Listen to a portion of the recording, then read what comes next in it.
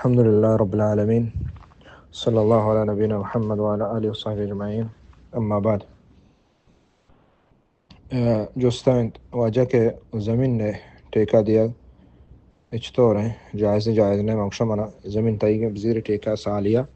منا مثلا انچ بدے لکل دا 2 لکل دا 10 لاکھ 20 لاکھ خرچی کے تو آیا دیا ہے جائز نہیں اور جائز ہے تو کو حرج نہیں انشاءاللہ. پرچی کے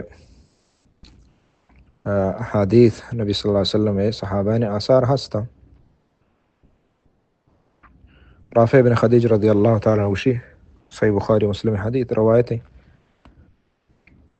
اوشی کہ ما انصار انتو کا منا گیشتہ زمین بتا گیشتری زمین میں بتا انصار انتو کا اور ما زمین اتی داتگا کرایہ آئی ڈولا کہ مثلا یہ زمین یہ برز زمین یہ ڈگار یہ تائی گئے شی بزیرے اور یہ فصل ہر چی کے استا مثلا 2 ڈگارا 3 ڈگارا بشتا کہ ای اکیں ڈگار فصل مانی گا یا کہ کرایہ داتا بزان اسی فصل میں گا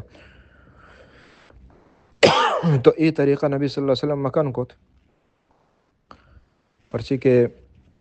ای ڈگارا تو خاص کن گیا کہ تو اسی فصلانی بدلا منا ترا زمین نتر باڑا دے گایا فصل بارے درکے نہیں تھے سانگ نبی تو ای زمین نہ تو خاص کن گائے وہ ای کشت کشاری ہو ای کرایہ اور ای جائز نہیں فنہانا عن ذالک نبی صلی اللہ علیہ وسلم منع کت واما الورق فلم ینہنا. اور رافع رضی اللہ تعالیٰ عنہ کہ اگر پزار بیتے واجہ ہمارا مکن نہ کو پزار واجہ ہمارا مکن نہ کت اور یعنی نگرا درہم و دینار بیتگا وحدا پزار را ای واجہ مکن نہ کتا یعنی کرایہ دیا پزار زمین نکشار ہے وزانا بلکہ پزار را مقرر کنے اشیاء پروانہ استے چونکہ صحیح مسلم ہم روایت ہے حنظلہ بن قیس وشی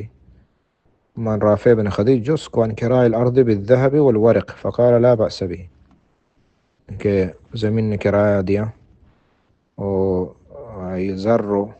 سخر و نگرہ صاحبہ یعنی درہم دینار بتگا ٹیمہ اشتی پرواہ نیستے تو ای روایتہ ہمیں معلوم بیت کہ زمین نے ای صاحبہ ٹیکہ دے پرواہ نہیں. واللہ اعلم. صلی اللہ علیہ وسلم.